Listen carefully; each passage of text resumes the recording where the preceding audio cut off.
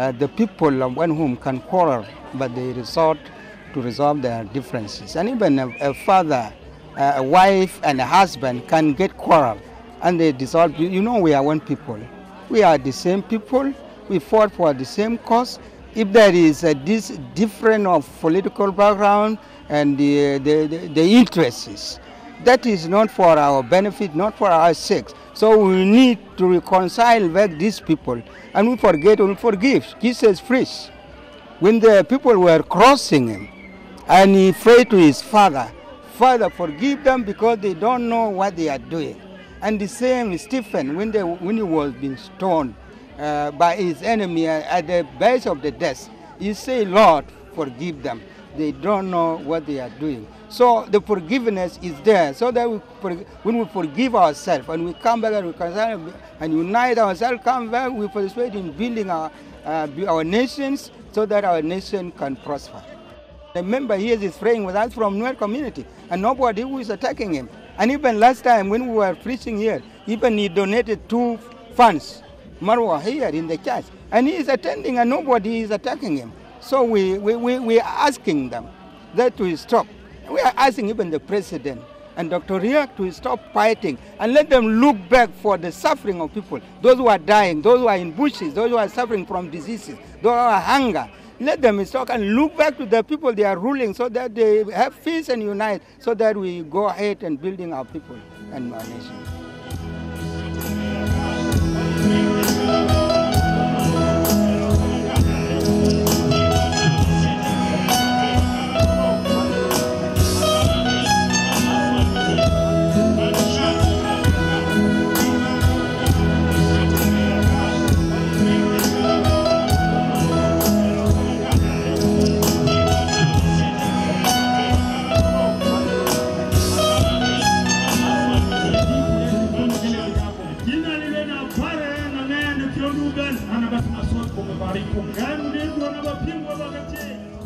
I came with this mission to come and pray with the group and also convey the mission of reconciliation. There is no way for us unless we accept ourselves. Because despite all what happened, we should forget. Because we are Christians, we have values to respect. We have God's mandate that we should reconcile with whoever we consider to be an enemy.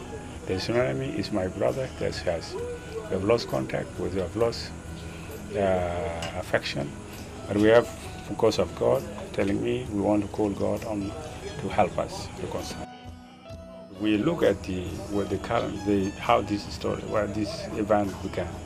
It began as political, but thrown to us because it made us victims while we are not part of the whole root cause of the problem. We know it is SPLM that has to admit the fact that they have failed to manage their own affairs, and it has affected us because we had our own way of reading things. Nuer and Dinkas, because of the long-standing strife that has not been resolved. That is why they believe this problem also can be considered a Nuer-Dinka thing, but it's not. The Anglicans are working on advocacy and reconciliation, and as I was mentioned in my speech, that the Archbishop of Canterbury came personally to come and tell us that we have to choose one thing, either hatred, we sow hatred, or we sow peace, and we accepted peace.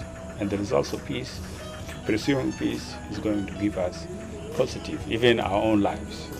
So we are renouncing creating hatred and deepening hatred. We are renouncing it. We want to tell people have to accept peace and reconciliation. We are united. Only this recently we seem to be running to different format of reconciliation. The Presbyterian, which is more closer to the Nuer, has to do a job at this time, and we Anglicans, whereby majority of us are coming from Bor, especially we talk of Jonglei. Most of the Presbyterians are in Jonglei more than the Anglicans, and it's our duty too of churches to have dialogue, to talk to our politicians and our young men and our Christians, to try to overcome this temptation. The gospel has not taken impact on us. We need to reconsider the gospel of peace and reconcile the gospel of love and be part of God's workmanship.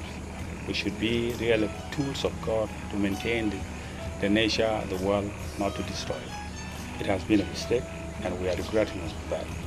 We are, the church is a tool of God to bring peace, to work for the harmony, advancement of human race, not to derail it or to work for evil. So working with evil means that we are not part of God. Well, we are praying and we trust God is going to bring healing and peace and recover of our restoration of our relations.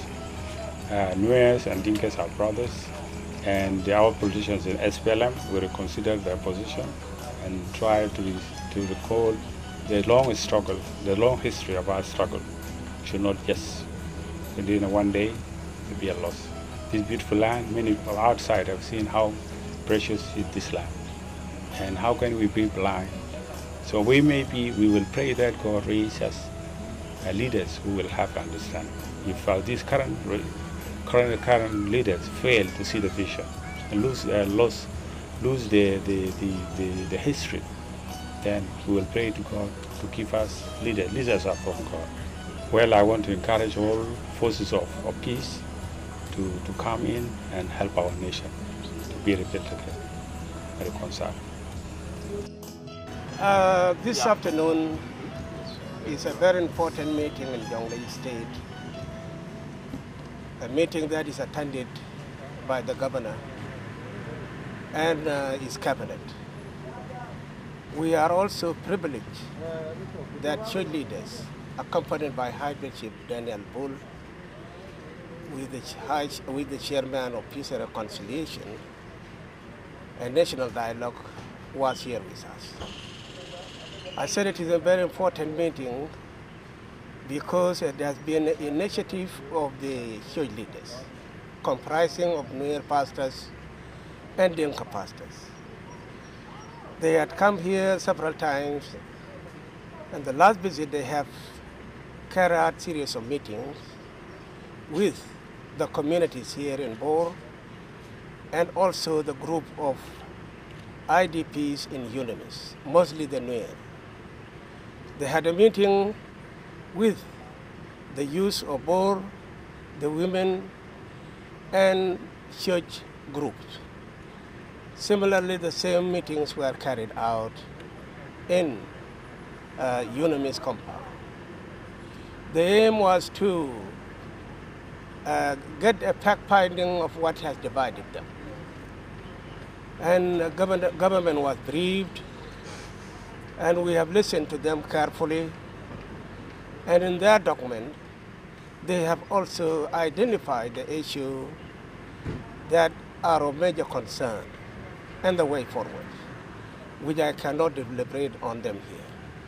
But the most important thing is that the communities which have got misunderstanding become to understand that the conflict that erupted in 15 December is not a Nuer Dinka conflict. If we don't have peace in the grassroots, then that peace from Addis Ababa will not be effective. We need to bring our people together, make them live in harmony, and forget all about what happened. This war has now taken to be a Nuer Dinka conflict. But I'm sure it is not Nuer conflict of Dinka. And this is now getting to be understood carefully, or indeed that it was a political divide rather than the communities. And we as a government here, we thought this message is a message that has to be disseminated to the communities. That the Nuer and the Dinka have lived together for centuries, and they have been fighting, they have been resolving their issues But what has divided them today is not a Dinka-Nuer conflict. Rather, it is a misunderstood message from the politicians. We are happy that there is a way forward, and the bishop, the High Bishop, has called for a national, for a state prayers, where most or all the politicians in Juba and in the state would come together and have a prayer for a day or two, so that they will be considered as a retreat. We believe this will also enhance or cement the efforts that are being undertaken by the local communities, and the government have supported this. We have been following up the events in terms of national, of the dialogue that is being conducted in Addis Ababa. We feel it is a good effort. But the question is, does it really get into the grassroots? Does the people understand what it is?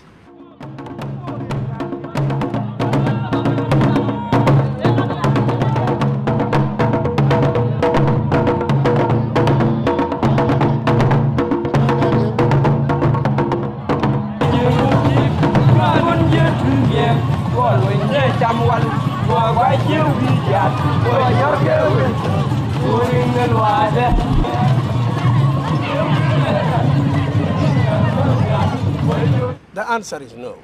And therefore that approach from the grassroots, people to people, we thought it could be the best way under which we get them involved and know that they are part and parcel of the national building and national conciliation.